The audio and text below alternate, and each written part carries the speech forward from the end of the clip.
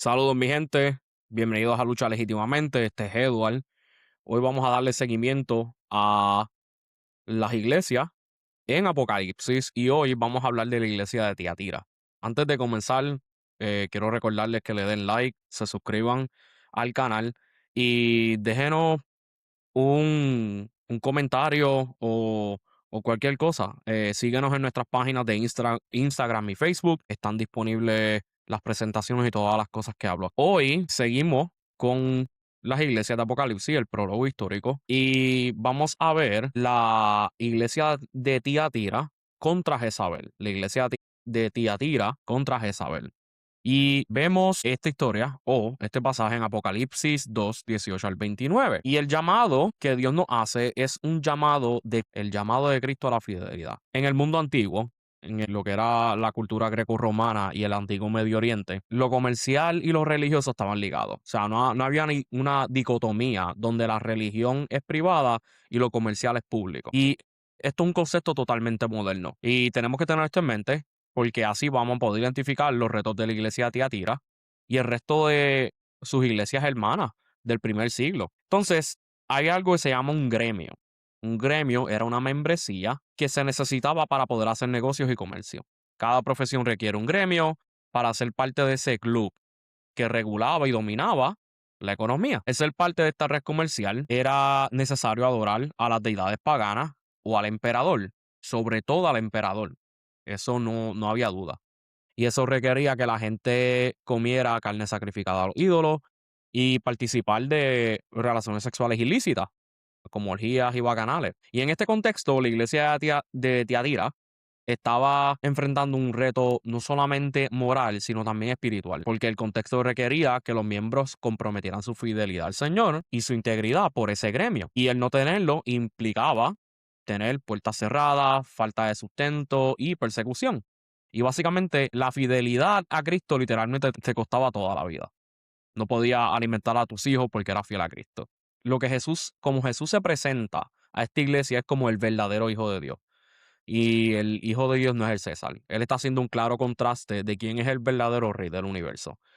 Y es el único quien merece fidelidad absoluta.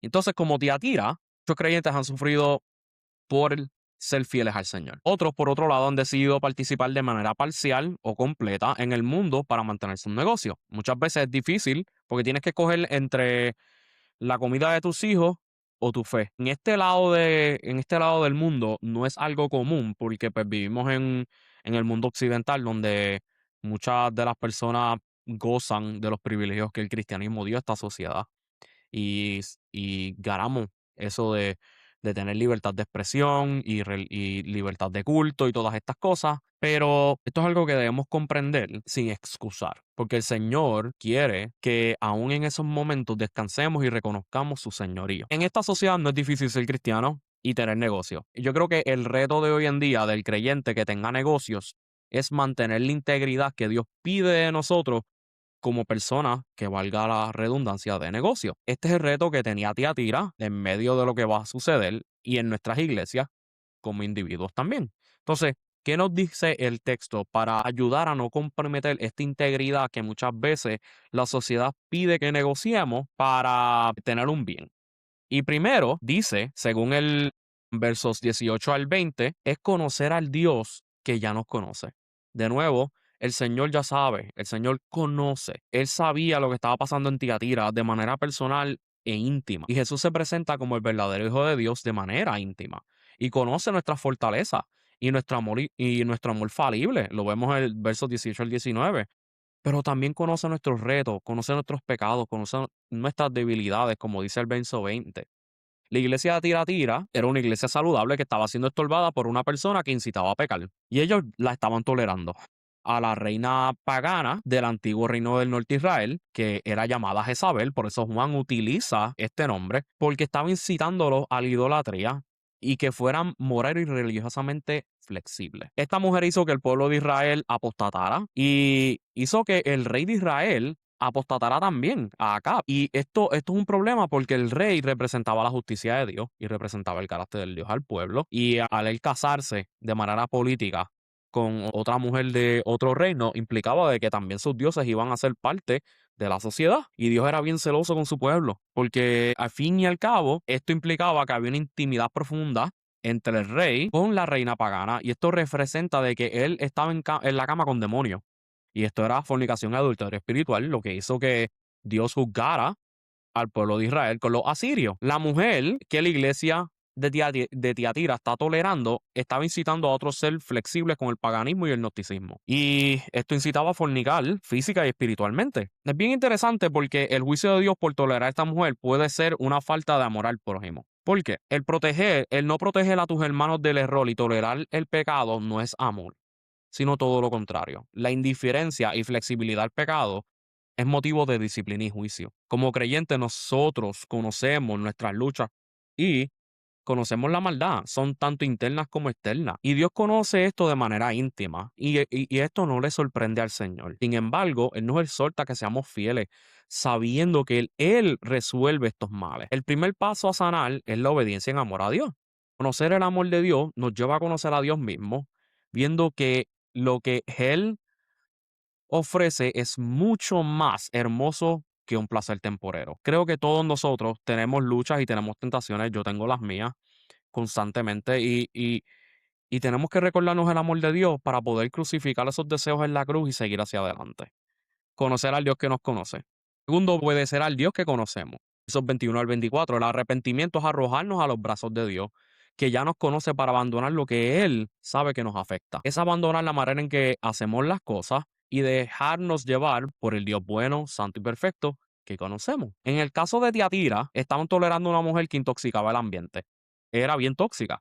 Cuando dejamos que la toxicidad del pecado de una persona en la iglesia sin llamar la atención, cuando la dejamos correr, la iglesia cae en confusión y división. Y esta Jezabel estaba siendo utilizada por Satanás como el resto de los judaizantes gnósticos, y Juan está haciendo una equivalencia entre esta mujer y la gran ramera de los capítulos 16 al 18 del mismo libro.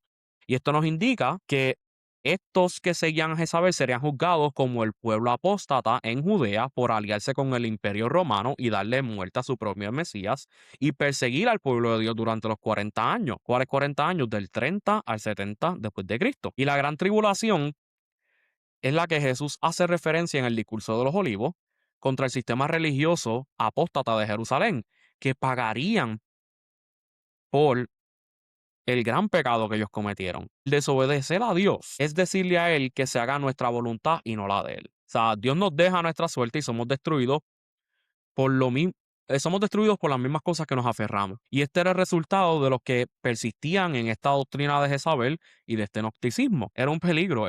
El pecado es peligroso y creo que todos nosotros como creyentes hemos sufrido las consecuencias del pecado, sea de manera social, emocional, espiritual. Creo que cada vez que nosotros pecamos con algo que constantemente parece que no lo soltamos, siempre nuestra relación con Dios se distorsiona. Pese a que Dios no ha cambiado, nosotros sentimos que Él cambió, no es cierto, y tenemos que trabajar en nuestros corazones para eso. Por último, el Señor nos manda a descansar en Él, descansar en el Dios que conocemos. O sea, hay que conocer a Dios para poder descansar en Él y también obedecerle. Descansar en la obediencia que Él ya ve en nosotros, es decir, en la obediencia de Cristo. Descansar en la autoridad que Él nos ha dado, someter nuestros deseos y sueños y necesidades reales a Él por quien es Él, no por lo que nos puede dar. Porque Él nos ha dado dominio desde la creación y ahora nos da una nueva criatura para reinar como Él quería que nosotros reináramos en el pasado. O sea, fuimos coronados de nuevo. Fuimos creados y coronados de nuevo. Y esto es radicalmente diferente al desorden que Jezabel estaba causando. Ellos pretendían que el pecado abundara para que la gracia sobreabundara. Y eso no puede ser así. Y todos hemos fallado en eso. Es como confiar en el caos para que traiga orden. Y desde la antigüedad la sociedad invitaba al desorden para traer salvación o un nuevo orden. En el modernismo, caos no es diferente. A la cosa no es diferente. La revolución sexual como medio de liberación social, el relativismo moral como fuente de tolerancia y verdad. Y la autoridad que el Señor nos manda a descansar es en Cristo. O sea, trae dominio emocional, mental, físico y espiritual, porque se nos ha dado un espíritu a Dios mismo para poder tener amor, poder y dominio propio, como dice 2 de Timoteo 1:7. Nosotros dominamos nuestros deseos y no los deseos a nosotros. En Cristo tenemos la autoridad mesiánica en toda área de nuestra vida. Por eso es que el que venciere, ¿verdad? Se le da la corona de vida. Los creyentes simplemente tenían que obedecer al consejo apostólico inspirado por el Espíritu Santo para ser fieles.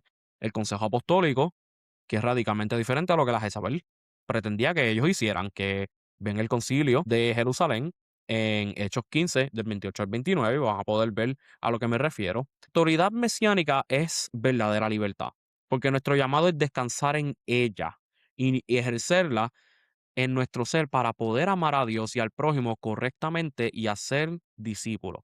Ser santos como yo soy santo, dice el Señor. Como conclusión, conocer a Cristo íntimamente nos lleva a conocer nuestro corazón y nuestra vida como Él la ve y obedecerlo por quien Él es, no solo por sus beneficios. La gente quiere adorar a Dios por los beneficios. No, el Señor quiere que lo adoremos por quien es Él y descansar en su autoridad para ejercerle en amor a otro y enfrentar la maldad sin tolerarla.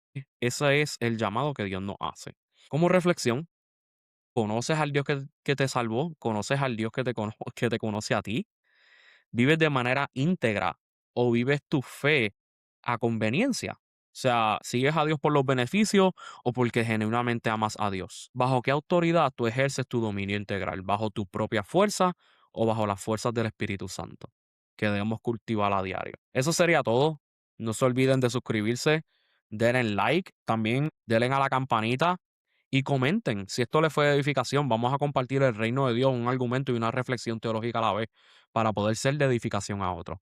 Espero también que esto sea un recurso para que puedan enseñarlo en sus iglesias. Yo estoy tratando de documentar todo el comentario que tengo de Apocalipsis y la manera en que el Señor ha trabajado en mi vida por medio de él.